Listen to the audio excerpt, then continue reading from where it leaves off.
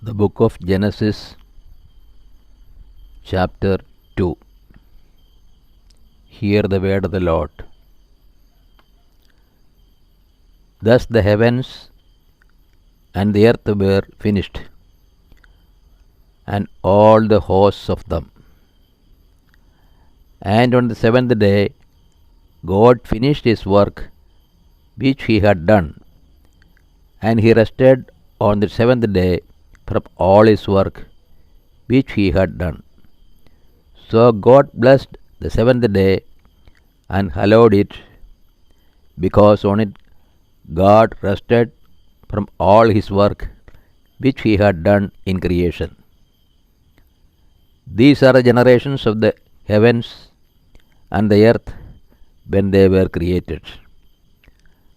Another account of the creation.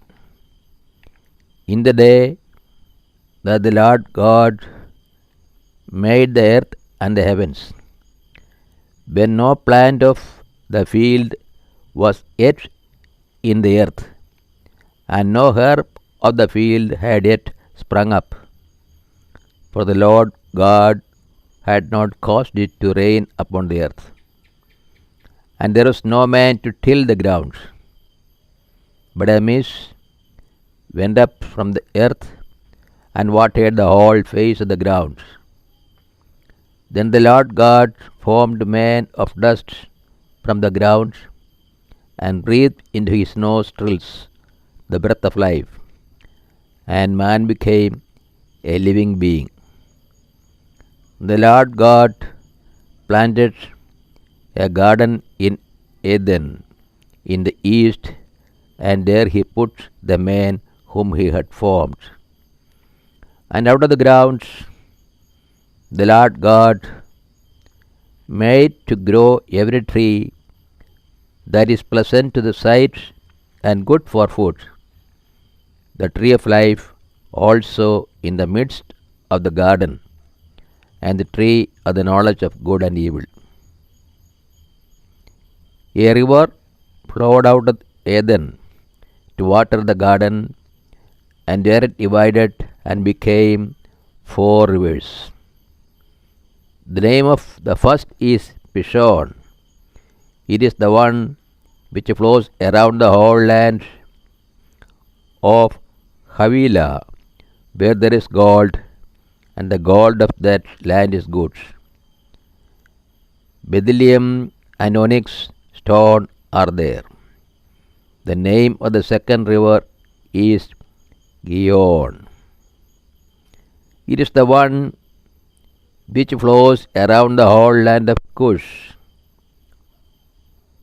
And the name of the third river is Tigris, which flows east of Assyria. And the fourth river is the Euphrates. The Lord God took the man and put him in the garden of Eden to till it and keep it. And the Lord God commanded the man, saying, You may freely eat of every tree of the garden, but of the tree of the knowledge of good and evil you shall not eat. For in the day that you eat of it, you shall die.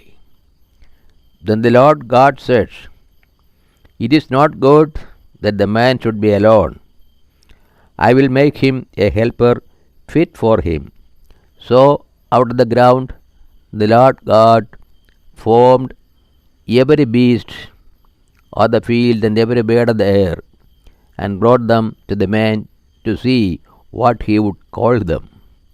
And whatever the man called every living creature, that was its name. The man gave names to all cattle and the birds of the air, and to every beast of the field.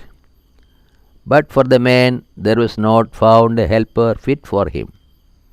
So the Lord God caused a deep sleep to fall upon the man, and while he slept, took one of his ribs and closed up its place with flesh.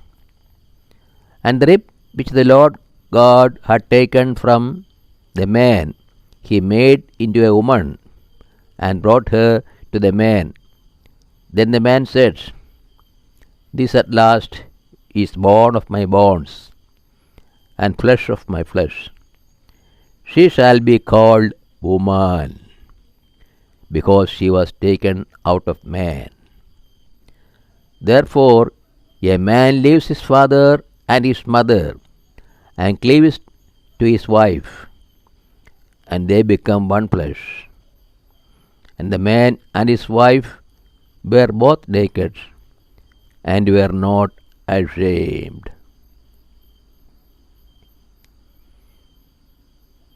This chapter focuses on the creation of humanity and the Garden of Eden. It delves into the formation of Adam from dust and Eve from his rib. The narrative emphasizes the close relationship between humans and God, depicting a harmonious existence in the garden. However, it also introduces the tree of knowledge, emphasizing free will and the consequences of disobedience. Reflection on Genesis chapter 2 often involves contemplating the origins of human nature, the significance of choice, and the complexities of the human divine relationship. O Lord, open our hearts that we put into practice that which you have revealed to us.